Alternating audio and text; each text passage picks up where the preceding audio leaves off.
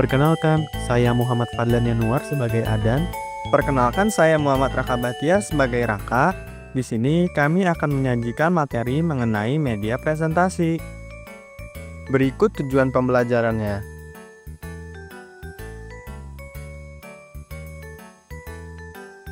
Halo teman-teman, di sini saya akan memberikan penjelasan mengenai media presentasi. Loh Dan, mau jelasin media presentasi? Mau ikut juga dong? Boleh? Media presentasi merupakan alat atau sarana yang digunakan untuk menyampaikan informasi, ide, atau pesan kepada audiens. Media presentasi tidak hanya terbatas pada slide PowerPoint saja, tetapi juga mencakup berbagai format lainnya.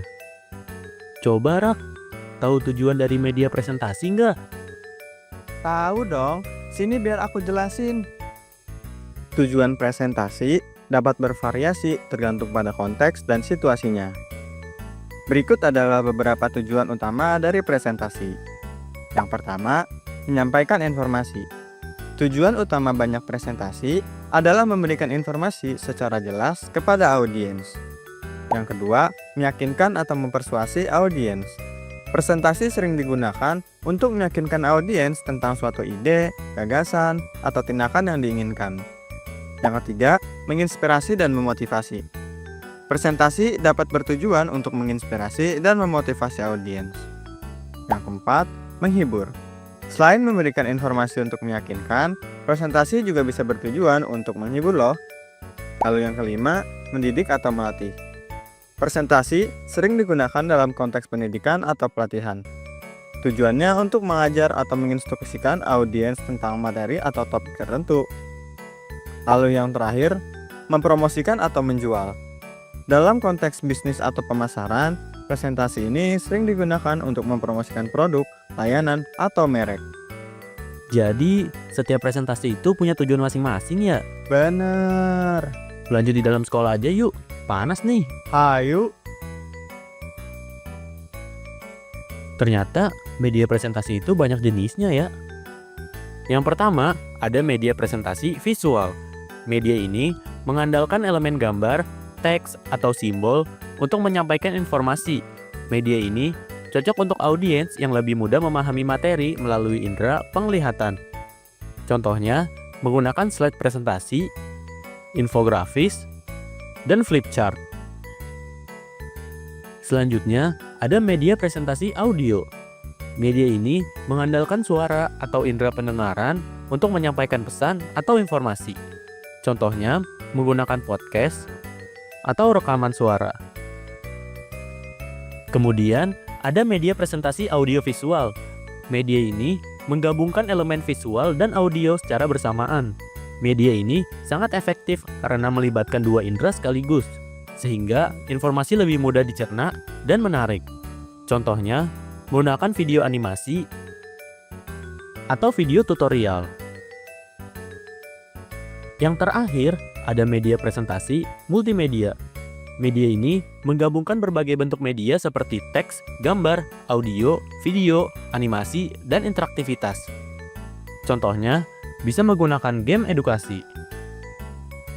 Kira-kira segitu banyak nggak jenisnya? Iya, lumayan banyak. Tapi maklum sih, soalnya kelebihannya juga banyak loh. Wah, apa aja tuh kelebihannya? Berikut kelebihan media presentasi. Yang pertama, meningkatkan pemahaman melalui kombinasi teks, gambar, audio, dan juga video dapat membantu audiens dalam memahami materi lebih mudah. Yang kedua, membuat presentasi lebih menarik karena desain visual maupun animasi dalam presentasi dapat meningkatkan daya tarik dan fokus audiens. Yang ketiga, meningkatkan interaksi karena media presentasi memungkinkan audiens untuk lebih terlibat, misalnya melalui elemen interaktif. Contohnya, bisa dengan menyisipkan sesi diskusi dengan slide pertanyaan terbuka untuk mendorong partisipasi audiens. Lalu yang terakhir, mempermudah penyampaian materi karena presenter dapat lebih terstruktur dalam menjelaskan materi dengan slide atau media visual. Nah, di dunia ini, setiap kelebihan pasti ada kekurangannya juga loh. Jadi, media presentasi juga punya kekurangan dong. Betul. Sekarang aku jelasin nih beberapa kekurangannya. Berikut kekurangan media presentasi.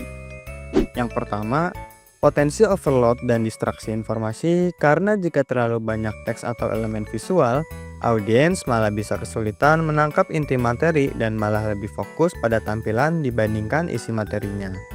Yang kedua, kurang efektif tanpa keterampilan presentasi yang baik. Karena jika pembicara hanya membaca slide tanpa menjelaskan lebih lanjut, presentasi malah bisa menjadi membosankan. Yang ketiga, tidak cocok untuk semua jenis presentasi. Karena tidak semua topik atau materi cocok disampaikan melalui media presentasi, beberapa materi mungkin lebih efektif bila disampaikan melalui demonstrasi langsung atau metode interaktif lainnya. Yang keempat, keterbatasan akses dan keterampilan teknologi karena tidak semua orang memiliki akses atau keterampilan untuk menggunakan perangkat teknologi yang diperlukan untuk membuat atau menampilkan media presentasi. Ini nantinya dapat menjadi hambatan dalam penyampaian materi. Nah, Rak, biar media presentasinya terstruktur, ada sistematikanya loh. Oh iya, emang gimana tuh? Bagian yang pertama merupakan pembukaan yang berisi judul dan sasaran. Bagian judul bisa ditulis secara singkat, jelas, dan mencerminkan isi presentasi. Yang kedua, tujuan. Menyampaikan tujuan dari presentasi yang bisa berupa pemahaman konsep, keterampilan baru, atau perubahan sikap tertentu. Yang ketiga, daftar isi. Menyajikan gambar umum tentang isi presentasi dalam bentuk poin-poin utama. Ini mempermudah audiens dalam memahami struktur dan alur penyampaian materi, sehingga mudah mengikuti pembahasan. Yang keempat, isi. Bagian inti dari presentasi yang berisi pembahasan materi secara sistematis dan terstruktur. Isi dapat disajikan melalui teks, gambar, animasi, atau video untuk memperjelas konsep yang disampaikan. Yang kelima, kita bisa menggunakan kuis atau tanya jawab yang berfungsi untuk mengukur pemahaman audiens terhadap materi yang telah disampaikan. Udah ya Rak, segitu aja, capek nih. Aduh, kalau gitu terima kasih sudah menonton. Sampai jumpa di materi selanjutnya.